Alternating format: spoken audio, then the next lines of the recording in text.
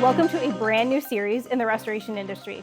Gokul and I are launching a restoration masterclass, and this one is going to be on mergers and acquisitions. I am very excited to have Gokul here as the resident M&A expert. This is a huge topic in the restoration industry right now, and it seems like every week, almost daily, there are new announcements coming out about mergers and acquisitions that are happening with really big companies and really big players. So over the coming weeks and months, Gokul and I are going to be releasing a number of conversations on everything that has to do with M&A. Any questions that you might have if you are approached to sell your company, if you're thinking about selling your company, just really everything you're going to need to know. So stay tuned for a lot of episodes to come. All right, so we're here to give some background on M&A in the restoration industry right now. There has been so many mergers and acquisitions. Even at the end of 2021, it was like new press releases were coming into my inbox almost every single day. I couldn't keep up, right? Yeah. So share a little bit about that trend. Why has M&A been such a big trend in recent years in the restoration industry? So I think the biggest trend is, I think the whole world is discovering restoration, correct? And our industry has been a fragmented industry historically, right? And that makes it ripe for consolidation. So you got both of those forces that are put together, and it's just accelerating everything in our industry at the moment. Yeah. So who is buying and selling companies? Is it a lot of private equity? Is it a lot of the big companies like the ATIs and the BMS Cats and the First Onsites? Is it a mix of both?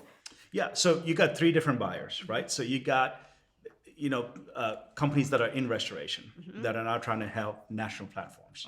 They're great buyers because they're already in the industry and they know how to acquire and how to grow. Then you got the private equity folks that are coming into the industry and saying, hey, I want to build a national platform, right? And then you also have some family offices and high net worth individuals that are kind of reading about the big acquisitions and saying, hey, I want in. All right. So you got all of these players trying to get into it. And that just adds more fuel to the fire.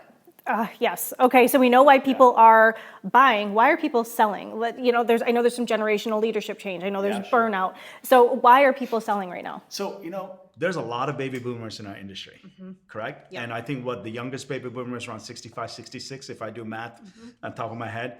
Right? So I think it's time for them to retire. And I think they're cashing in on this trend of M&A. Yep. And rightfully so. They've owned their companies for 15, 20, 30 years, and they should be rewarded for their hard work. Yeah. So do you think that this trend's going to continue? Do you think it's going to phase out anytime soon?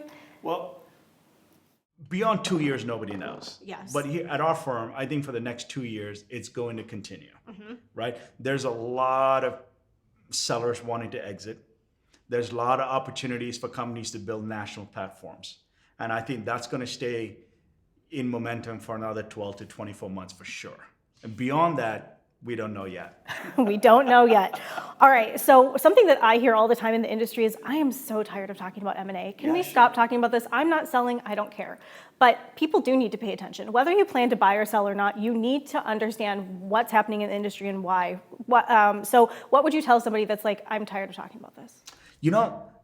So people run their companies for different reasons. But I think as an entrepreneur, okay, building a company that you can cash in on and have an exit, okay, is the pinnacle of your career.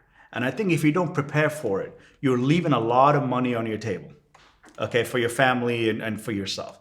So I think, when you start to run a business, you always have to have an exit in mind, because at some point you're going to exit your business. Yes. Right? So the sooner you start, the better you can build that value. Yes.